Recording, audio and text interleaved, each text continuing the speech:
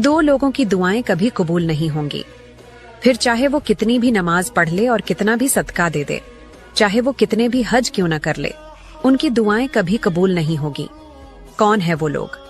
चलिए जानते हैं। पहले हराम का लुकमा खाने वाला, दूसरा हराम के कपड़े पहनने वाला। सदका जारिया समझ के आगे वीडियो। औरत पर सबसे ज्यादा हक किसका है? हजरत आयशा रजी अल्लाहु अन्हु ने रसूलुल्लाह सल्लल्लाहु अलैहि वसल्लम से पूछा कि औरत पर तमाम लोगों में से किसका हक ज्यादा है? तो रसूलुल्लाह सल्लल्लाहु अलैहि वसल्लम ने फरमाया, औरत पर सबसे ज्यादा हक उसके शौहर का है। फिर हजरत आयशा रजी अल्लाहु अन्हु ने पूछा, मर्द पर सबसे ज्यादा हक किसका है? तो रसूलुल्लाह सल्लल्लाहु अलैहि वसल्लम ने फरमाया, मर्द पर सबसे ज्यादा हक उसकी माँ का है। इंसान के 3 हिस्से हैं, इनमें से एक अल्लाह का है, एक अपना और एक हिस्सा कीड़ों का है। जो हिस्सा अल्लाह का है वो रूह है, जो अपना है वो अमल है, और जो कीड़ों का है वो। हमारे नबी ने फरमाया, अगर किसी वजह से शौहर नाराज हो जाए तो जन्नती औरत वह होती है जो अपने शौहर का हाथ पकड़कर कहे, अल्लाह की कसम मैं उस वक्त तक नहीं सोऊंगी जब तक कि आप मुझसे राजी नहीं हो जाते। 1 मिनट वीडियो स्किप ना करें, ये 3 हदीसें सुनकर जाएं। नंबर 1, जिसने नमाज की फिक्र छोड़ दी, अल्लाह ताला ने भी उसकी फिक्र छोड़ दी। नंबर 2, हर फर्ज नमाज के बाद आयतल कुर्सी पढ़ने से अल्लाह ताला उसके और जन्नत के बीच में सिर्फ मौत का फासला रखता है। और आखिरी हदीस में फरमाया है, जो शख्स कोई हदीस सुने और उस हदीस को दूसरों तक पहुंचाए तो उसे उतना ही सवाब मिलता है जितना हदीस सुनाने वाले को। सुभान। फरिश्ते जमीन पर किस शख्स की तलाश में रहते हैं?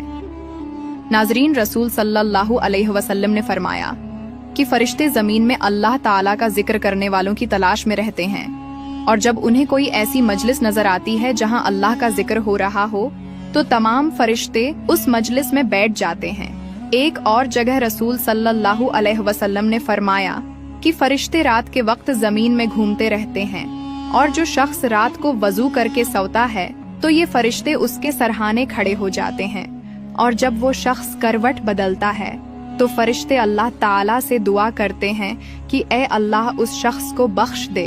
नमाज में कंसंट्रेट करने के कुछ टिप्स। अगर आपको नमाज पढ़ते वक्त बहुत ज्यादा वसवसे आ रहे हैं, दिस इज बिकॉज ऑफ शैतान जिसका नाम है खिंजब, जो कि नमाज में वसवसे डालता है। इससे बचने के लिए आप आउज़ु बिल्लाहि मिनश शैतानिर रजीम पढ़ें और अपनी लेफ्ट साइड 3 बार हल्का सा स्पिट कर दें। ऐसा करने से आपके सारे वसवसे खत्म हो जाएंगे और आपका कंसंट्रेशन हाई हो जाएगा। नमाज का मतलब समझिए, क्योंकि अरबिक हमारी फर्स्ट लैंग्वेज नहीं है, इसलिए हम जो भी सूरतें अरबिक में पढ़ते हैं उसका मतलब ना पता होने की वजह से हमारा कंसंट्रेशन इधर उधर चला जाता है। जब हमें नमाज में पढ़ी गई सूरतों का मतलब पता होगा तो हम नमाज में और भी अच्छे तरीके से कंसंट्रेट कर पाएंगे। कोशिश करें कि नमाज पढ़ने से 5 मिनट पहले आप कुरान विद ट्रांसलेशन पढ़ें, आपके दिमाग को एक ब्रेक मिलेगा। एंड लास्टली, नमाज पढ़ते वक्त इस बात का ध्यान रखिए कि अल्लाह आपको देख रहा है। अस्सलामु अलैकुम दोस्तों, ऐसी मन्नत मत मांगा करो।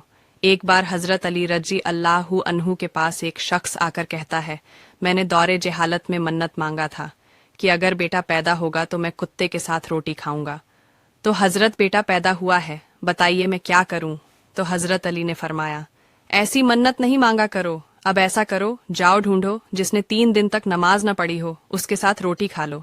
दोस्तों, वीडियो को आगे शेयर जरूर। अस्सलामु अलैकुम दोस्तों, रसूल अल्लाह सल्लल्लाहु अलैहि वसल्लम इरशाद फरमाते हैं कि जब तुम्हारे गम हद से बढ़ जाए और तुम उनको खत्म करना चाहो तो मुझ पर दरूद शरीफ भेजा करो, ये तुम्हारे गमों के साथ साथ तुम्हारे गुनाह भी मिटा देगा। और जरा सोचिए कितना हसीन लम्हा होगा ना कि जब हुजूर सल्लल्लाहु अलैहि वसल्लम हमारा नाम पुकारेंगे और हम हैरान होकर हुजूर से पूछेंगे कि हुजूर आपको हमारा नाम कैसे पता, तो आप मुस्कुराकर फरमाएंगे, तुम्हारा दरूद शरीफ तुम्हारे नाम से मुझ तक पहुंचाया जाता था। सुभान अल्लाह। बहुत बड़ा बदनसीब है वो शख्स जो रमज़ान की इन बाबरकत रातों में भी अपनी बख्शिश न करवा सके। रसूलुल्लाह सल्लल्लाहु अलैहि वसल्लम ने फरमाया, शब कदर रमज़ान की आखिरी 10 रातों में है। जो शख्स इसके अजर की तलब में इबादत के लिए खड़ा रहा, अल्लाह उसके अगले पिछले तमाम गुनाह माफ़ कर देगा। और क्या चाहिए हमें? इन 10 रातों को यूं ही ना जाने दें। اللہ جب موقع دے رہا ہے تو خدا را اپنی بخشش کروا لے۔ 5 سوال جو قیامت کے دن پوچھے جائیں گے۔ پہلا، اپنی زندگی کہاں خرچ کری؟ یہ 70-80 سال کیا کرتے ہوئے گزارے؟ اور ہم میں سے کتنوں کی زندگی تو 70-80 سال لمبی بھی نہیں ہوگی۔ دوسرا، اپنی جوانی کہاں گزاری؟ جب آپ اپنی جوانی کے عروج پہ تھے تو آپ نے کس چیز میں اپنی جوانی خرچ کری؟ تیسرا، پیسہ کہاں سے کمایا؟ حلال کاموں سے کمایا یا حرام کاموں سے کمایا؟ چوتھا، اپنا پیسہ کہاں خرچ کیا؟ آپ کو اپنی ساری دولت کا حساب دینا ہوگا۔ اور 5واں، جو علم حاصل کیا تھا اس پر کتنا عمل کیا؟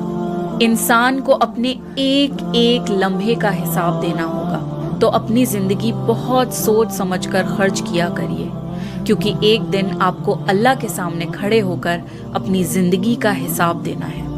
دیکھیں، رمضان کے ذریعے اللہ تعالیٰ ہمیں بہت بڑا سبق دے رہے ہیں کہ تم کر سکتے ہو، یو کین ڈو اٹ۔ اگر تم 1 مہینے کے لیے گناہوں کو چھوڑ سکتے ہو کہ نہیں میرا روزہ ہے، اللہ ناراض ہو جائے گا، تو باقی زندگی کو بھی تم اللہ کے بتائے ہوئے طریقے کے مطابق یہ سمجھتے ہوئے کہ یہ جو زندگی ہے نا، اس میں نے روزہ رکھا ہوا ہے جس کی افطار انشاءاللہ جنت میں ہوگی، اللہ کی ناراضگی کو سامنے رکھتے ہوئے اللہ سے اجر حاصل کرنے کے لیے ہم باقی دنوں میں بھی یہ کر سکتے ہیں۔ اگر ہم 1 مہینے کے لیے پریکٹیکلی اس کو پاسبل بنا سکتے ہیں تو ساری زندگی کے لیے بھی ہم پاسبل بنا سکتے ہیں، اگر ہم اپنے دل و دماغ کو سمجھا لیں کہ ہم نے اللہ سے ملاقات کرنی ہے، اللہ سے اجر حاصل کرنا۔